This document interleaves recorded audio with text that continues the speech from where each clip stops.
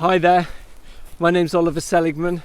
I'm author of Befriending Bipolar, and today I'm going to talk about finding a good doctor and what a difference that makes for people who are on psychiatric medication or need support with a mental illness. Now, I've had both experiences. I've had some fantastic doctors and psychiatrists, and I've had some that I'd rather forget about. So I'd been on Lithium for about 10 years and I hadn't had a single episode, which was fantastic, but the side effects were getting really bad. I was shaking a lot, I had a lot of headaches, I couldn't work, I had so much fatigue, lots of aches and pains, my brain wasn't working. I had been a sort of a writer and an artist and a very, very creative person, and that had all dried up. I hadn't done anything creative for over a decade. I got a lot of aggression, a lot of frustration. I wasn't particularly mentally stable, to be honest, even though I was on a pretty high dose of lithium. I got scared. I thought, I got to do something, I got to try and get off this drug. And I went to see my doctor because I thought that was a wise place to start. It wasn't a time when people were so interested in finding alternatives or supports for medication for bipolar, and there was a lot of fear around the whole thing and things going wrong. So I went in to the doctor's surgery, and she was actually a very nice doctor usually, but I started to talk to her about my medication, and I told her all the side effects, and I told her how tough my life was at the time and that I wanted to try and reduce or come off my medication. And when I said that, it was like she looked fearful and then she got angry. As is often the case when we get a bit afraid, we get angry. And she said to me pretty sharply, she said, "Look, your medication's working fine. Why would you want to mess around with it?" And that was kind of the end of the conversation. I guess I didn't have the confidence at the time to sort of call her on it and say, "Look, I really need to talk about this." Instead, I kind of went into my shell and left feeling resentful and frustrated. Now, her reaction wasn't good for me. What I needed was a discussion. I needed to be met. I needed for her to understand at some level what I was going through and empathise with that, realise how tough it was for me. And I also needed her to be strong. I didn't need her fear. That wasn't helpful to me at all, because when we get afraid, we tend to make poor decisions and we tend to give bad advice. And it was almost like she was just trying to shut me down because what I was doing was far too potentially dangerous. But had she had a conversation with me, I might not even have lowered my lithium. I wasn't even at that place yet.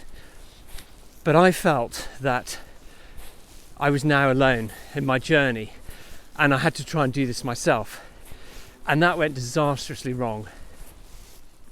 So I think it's very important that doctors have a certain balance and maturity in themselves, that they can talk to a patient about problems that are very difficult, or even about problems that the doctors themselves may have an emotional connection to. But it's important that the doctor can be objective and balanced and present an image that they want to try and figure this out with the patient. They want the patient to at least feel they're being heard. It's not that the doctor should just agree with the patient. I don't think that at all. I think if a doctor thinks it's a really bad idea to reduce medication, then they should say so, and that's up to the patient to decide whether they take that advice or they try to get another doctor or whatever. But I do think this emotional reactions when we're talking about things that are important, like mental illness, they're not very helpful. And they're also not very helpful from the patient. Now, being bipolar, sometimes emotional reactions are pretty difficult to avoid. And I'm definitely not going to pretend that we should all be perfect. But I do know that when I'm well, I do my best to be straightforward, honest, and mature when I deal with doctors and psychiatrists. You know, I want to create a doctor who is as good as they can be. someone who's able to help me as much as possible. And that doesn't happen if I'm angry or resentful or have an attitude, it just doesn't. And I think this is a good thing because, again, it empowers us as people with bipolar because we have an influence on that relationship. We're not just victims to whichever doctor we get. Now, on some level, I kind of understand her reaction because, first of all, it was 20 years ago. It was a different world back then. There weren't nearly as many people finding alternative ways or supportive ways to manage their mental health. And she had probably seen people do really badly when they came off or lowered their medication. But the fact that she didn't sort of take the time and have the energy to actually talk to me about it, figure out exactly why I wanted to do it, and did I know the risks, and what was really going on, could we look for other sort of alternatives, it just put me in a real spot because it put me in a place where I thought, I'm going to have to do this on my own. The establishment clearly are not going to support this, and I'm doing really badly on the medication. Yes, it's true, I haven't had a serious episode for a while, but I'm hardly living, I'm hardly alive. So I don't hold it against her. I have actually seen her since, and her attitude to medication is actually quite different now, which is interesting. It's changed in the last 20 years. But I guess I wanted to say that if you can find a doctor who at least is willing to talk about your situation, who can at least empathise or understand what you're going through, that can make a big difference.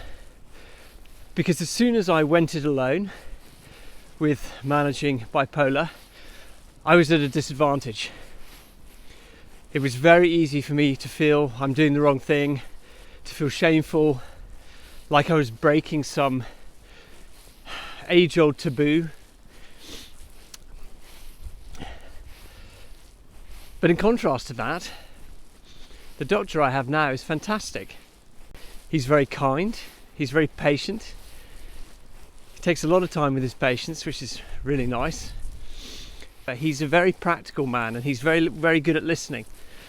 And so I feel that I've got someone who is wise on my side, even though he really doesn't know as much about psychiatric medication as some other doctors, and certainly psychiatrists generally would know. But it's just a completely different energy, to have someone on my side who understands me to some degree. So how does one go about finding a good doctor? Well, I think it's tricky. I think a lot of it involves luck. I think a lot of it also involves where we're at in ourselves. If we're pretty angry about experiences we've had, or if we are very stubborn or confrontational, the chances are that if we find a good doctor, we might not even recognise it.